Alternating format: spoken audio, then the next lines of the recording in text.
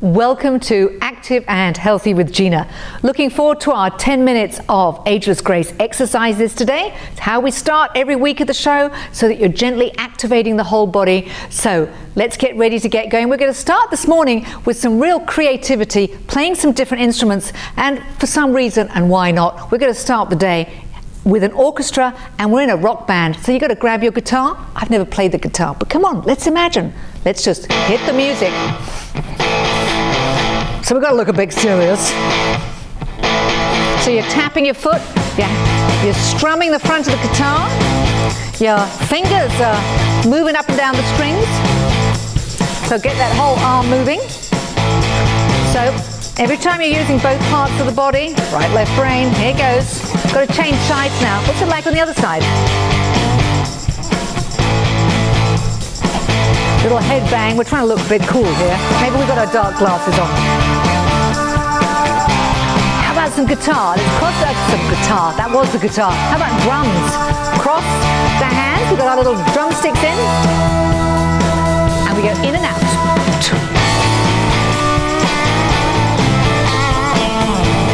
On one side.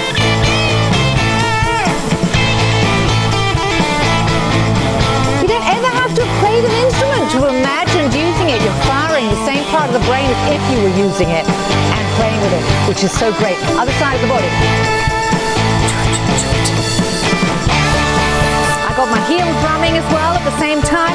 Head's drumming, hands are moving, lots of the body's going at the same time. How about going down in a big circle? Big drum kit. Come on, round, round, round. Hit the cymbals. See, a little bit of background music just playing in our rock band. So the next one is our Shake It Up Baby. It's when we're releasing tension in all the joints. So let's just get the body gently. Little shakes. We're starting with both arms together. Flapping, almost like wings. And flap. So the hands are going up and down. Take the hands down by your side, and you're going to bring one shoulder, one foot up.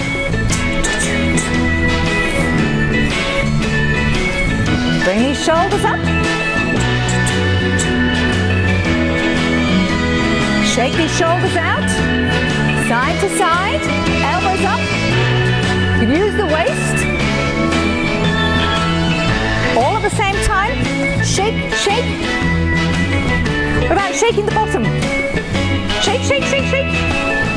Shakira can do it, we can do it. What about a leg? Shake the leg out. Shake, shake, shake. Whole leg. Shake, shake, shake. You should feel the vibration all the way up through the thigh and the knee. Let's hold the leg and just kick the knee out. In, out. That's good. Holding on. You'll have to hold on to your own leg and shake that ankle.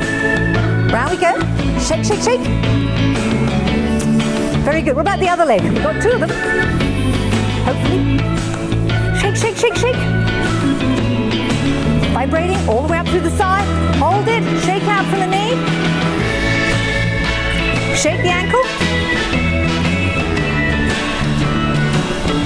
All about releasing tension in the joints and in the muscles and in the myofascia, which is like web-like substance underneath the skin. So just bounce and shake. Bounce. Shake it all like a little puppy getting off all the water. Shake it up, baby. That's what we call that exercise. Okay, the next one is about our emotional expression. We refer to this one as dance party.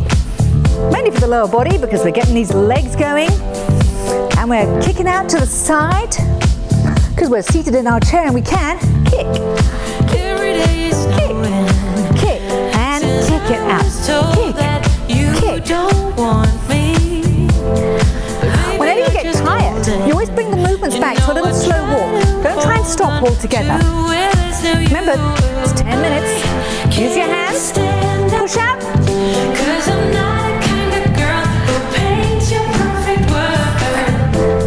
Lift the arms and shoulders up.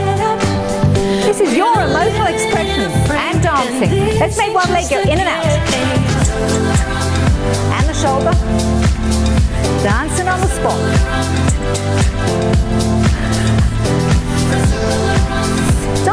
chair, so much easier. What about the other side? Just make it turn. Shoulder, hip, knee. Woo.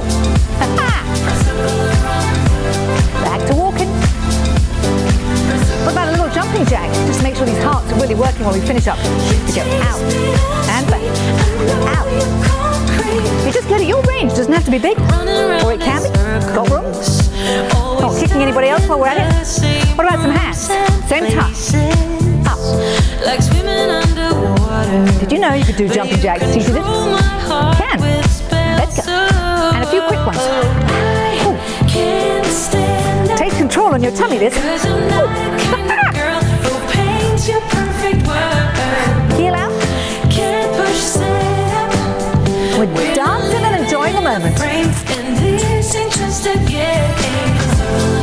Up and down. Shoulders. Ooh. What about that old hitchhiker? Move that they used to do in the discos in the old days. Every time I say the word disco, my children laugh at me. So that's where we went. 2 one side, 1, 2, 1, 2, 1, 2.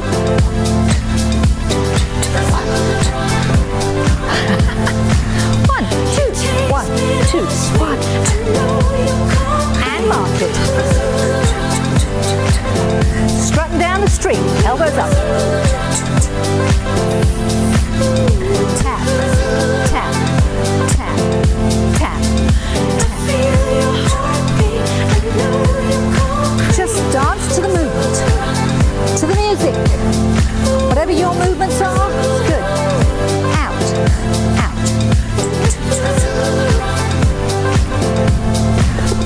Make your feet in, out.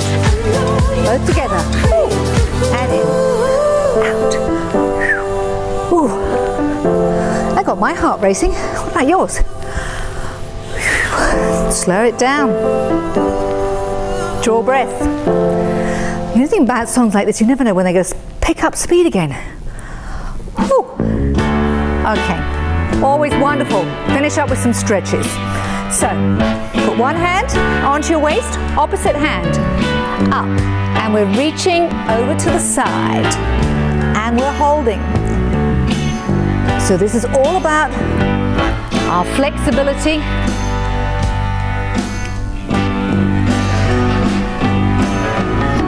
Nice big stretches. Now, what about bringing both hands up overhead? Bring these fingers together. Turn them inside out. Look up at the ceiling. Hold that stretch. Bring it back down in front of your face. Push out the shoulders. Now, keeping your body facing forward, you're just going to take your arms slightly to one side. You're stretching out this arm here. Back to center. We're going to go across to the other side, just where it's comfortable. Hold that stretch. Let's let the arms down, and we're letting them go behind us. Big stretch up. Up we go. Ooh, just hold it wherever's good for you. Lovely. And what about having worked on that hip? Let's stretch out the hip. You can either hold your knee at the front, underneath, wherever's comfortable for you. Hold it so it's nice and close. Roll that ankle round. This is a great circulation exercise in the morning. You can sit on the end of your bed. Even if you're not picking up the leg, you can still circle that ankle. Lovely. Change legs. That one's going down. Next one up. Hold it. Rotate that ankle on this side. You'll often find one side is looser than the other.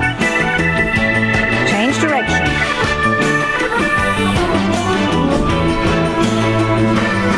Lovely. Put that foot down. Now we're keeping this leg bent. Other leg stretching out.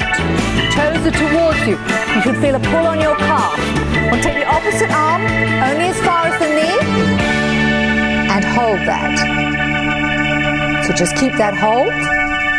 Change legs. We always want to finish with a balance. Bend the other leg. Flex this one. Toes are towards you. Opposite arm. I hope you're feeling that in the calf, back of the leg. Then you know you're stretching it out. Just hold that gently. Wonderful. As you can see, 10 minutes of Ageless Grace exercises goes really, really fast. But you've done it. You've done your 10 minutes today, and that is fantastic. So I am going to look forward to seeing you second half of the show. Grab yourself some water, and we'll see you in just a moment.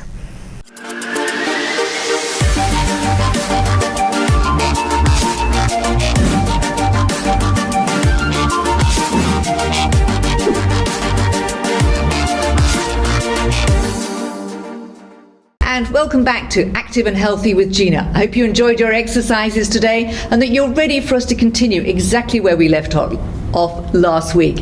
I am here again today with the founder and the MD of Geriatric, Mr. Rain Struble. So welcome, Rain. Lovely to have you with us, carrying on from where we were last week. And I know that you are very passionate and have a wonderful comprehensive program called the Geriatric Giants that you're going to talk to us a little bit more about. So What are they? Thanks, Gina. Yes, the Geriatric Giants, I like to call them the Geriatric Monsters. It was research done by a gentleman by the name of Cape in 1987, where he looked at the factors that influence the way that people age. Now, you know, there's a lot of stigmatization and ageism and projection onto older people. I often say, especially by their children, we all make the mistake to say, Mum, you know, Mum, you should slow down. Yes. Dad, we have to talk about your driving, which is nonsense. You know, I'm so dead against that. Older people drive slower. They are far more aware of what goes on around them. So yeah, if they want to take anyone off the road, take the taxi drivers off the road, not older people. Okay, so there's this ageist projection onto, well, you know, you are old, so this must happen. So Cape look at the 5 things that actually influence the way that older people age, that are not necessarily a normal part of the aging process. Now, last week we touched on falls. Yes. And the number one reason why older people lose their independence is because they have a fall. Now, there's a lot of interesting statistics about falls, and they're not as bad as people make out. Although when you fall and you have a fractured hip, a lot of time people never actually recover from that in terms of their independence. We touched on the fear of falling. Yes. So the fear of falling is really an inhibiting fear, because people would not want to go out and that has become an actually bigger monster than falling itself. There's constant fear. The way that people then start walking is very different, so their gait changes. Yeah, that's stooping, isn't absolutely, and the shuffling. Not picking up their feet any exactly, longer. Not trusting the ground in front of you. But also, you know, our activities of daily living, walking, going to the bathroom, eating, dressing, bathing, showering, you know, are not really cognitive processes anymore. They become muscular intelligence. That's just what we do, and we know how to do it. But once you have a fear of falling, you become very conscious of the way that you walk, and that's unnatural. So again, your risk becomes even higher. Yes. We then spoke about the muscle loss, which brings us to the second biggest reason why people become dependent is incontinence. And again, the whole psychological thing that happens around incontinence, people being embarrassed about it, being ashamed, not wanting to go out, thinking I can't go on the trip because what if there's not a toilet nearby, and. So you know, the physiology is one thing, and medical science is fantastic. They can do so much about the physiology, but we often forget the psychology behind this. And I mean, Brené Brown, one of my favorite people, speaks about vulnerability. And I think what we so underestimate is the vulnerability of aging, of not feeling up to it, of being ashamed, of being slower. It's losing confidence, isn't it? Losing confidence, losing dignity. teaching. Yes. Absolutely. And I think, again, your program is so vitally important because it just, it lifts the mood. It does. If nothing else happens, there's oxygen going to the brain, there's adrenaline. Absolutely. Endorphins being lifted. Endorphins, absolutely. The serotonin, all those good things are happening without medication. That's right. So all natural, free and gratis, in fact. So we have those two major giants, the falling and the incontinence. The third one then, is mood. So often we find that people, when they are incontinent and they are wearing incontinence wear, the risk of developing something like a urinary tract infection is 100%. It often goes undetected. A strong urinary infection will present with exactly the same symptoms as dementia. Yes. A terrible confusion, and literally from one day to the next, that person would become delirious as a result of a urinary tract infection. So it's mood, fairly easy to fix rather than just suddenly being shifted off to somewhere, be thinking, okay, she's now lost it. Absolutely. And I think this is something we need to talk about. Yes. I call them the 3 Ds: depression, delirium, and dementia. Okay. And those 3 often present with exactly the same symptoms and are confused. And so often we find that people are just labeled as being demented when they definitely are not demented. Dementia is a diagnosis by exclusion, meaning that there are at least 21 well-known medical conditions that we have to exclude before we even think of dementia. One of them being a urinary tract infection, severe depression, and. So mood and the psychological well-being is the third monster that impacts on the way that people age. And it's not a physiologically natural thing that older people should be depressed. The fourth giant, of course, is one of my pet subjects, and that's, a very big word: iatrogenic disorders. Now, iatrogenic disorders are nothing other than the side effects of well-intended medical and nursing interventions. So all the medications, all the things that we think are so good, a little sleeping tablet, a little sedative will just calm mum down, actually can have dire side effects and a huge impact on the way that people age. Polypharmacy, using... We touched on this with Professor Noakes. Yes. Over-medication, a huge issue, isn't it? If you use more than 3 prescribed medications, you have a higher risk of malnutrition. So we go right back to the first giant again, and the one monster feeds on the other monster, which eventually brings you to the fifth one, which is an impaired homeostasis.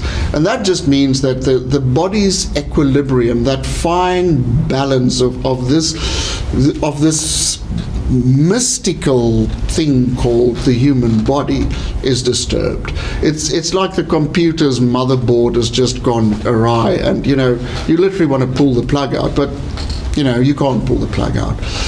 And that is then where there is severe malnutrition. There is, a very high risk of skin disintegration, and all the systems just go wrong. And that is not normal. That is not the way that older people should age. And if we start investing in exercise, yes, daily exercise, getting out into the sun. I mean, in South Africa specifically, our foods are not fortified with vitamin D. The only source of vitamin D is the sun. For people with darker skin, it's imperative that they get exposed to sunlight on a daily basis to absorb vitamin D. Otherwise, their bodies cannot process calcium the way that they should, so the risk of osteoporosis increase.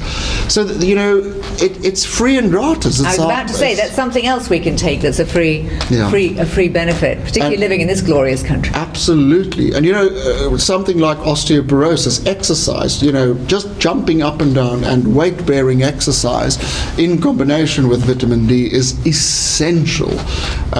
You are really abusing your own body if you are not exposing it to the sun every single day. Now, again, if we look at for instance, women in the Muslim community, covering up most of their bodies. I'm not saying they shouldn't, but the sun on the face, sun on the forearms, incredibly important. But even to get, when they're at home, then they're able to be uncovered and take the opportunity to get out into the garden and realize that the body actually does need to absorb the sun. Yeah. So if we were trying to give some last minute tips to our viewers, Rain, what would you be encouraging them to look at, things with their own families, questions to ask, that is in a positive way to be able to give them a step going forward? Yes. I'd love to also talk next time about well-being. Yes. And the indicators of well-being. What do we look out for? We look out for any change. Now, often when we live together in the same house, we don't see these changes. Right. But then family comes and visits and says, oh, Mum has lost so much weight. So look out for weight loss. Look out for a change in mood. Look out for a change in gait. Look out for any change in intake, food, drink, whatever, and output. Any change in toilet rituals, routines and things. And no more than 3 medications, or else something needs to be taken a look at. Yes. Go and ask, because we go to this doctor for that and that doctor for this, and we end up with this cocktail. Yes. I'm not saying stop it, please. I don't want it on my conscience. I quite agree. But investigate. That's right. I always ask older people, do you actually read everything in that little pamphlet that's in the box with the medication? Also, yes, I said, you lie, because first of all, you can't see what's written there, it's so small, and secondly, you can't understand a word. Absolutely. So look out for the side effects, the interactions between medication, and just exercise. And take care of your loved ones. Do things as community, as socialization. Yes. When we talk about the domains of well-being, one of them is socializing. Yes. And what is found also with older people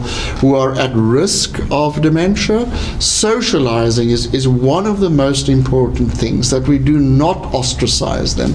Right. Keep them part of the family. Absolutely. Keep their status. They still are part of the family. They are.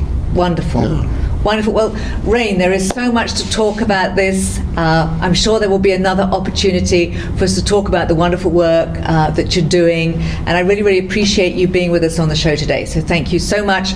I'm going to put links on so that people will be able to know where to go and find out about what Geriatric and what you do, and those documents and other articles that you have mentioned and the assessments will let people know where they can go and find Fantastic. that. So thank you. Lovely to have you with us. Thank you. So that's it. Another wrap up for Active and Healthy with Gina. I'm going to look forward to seeing you next week, and thank you for being with us.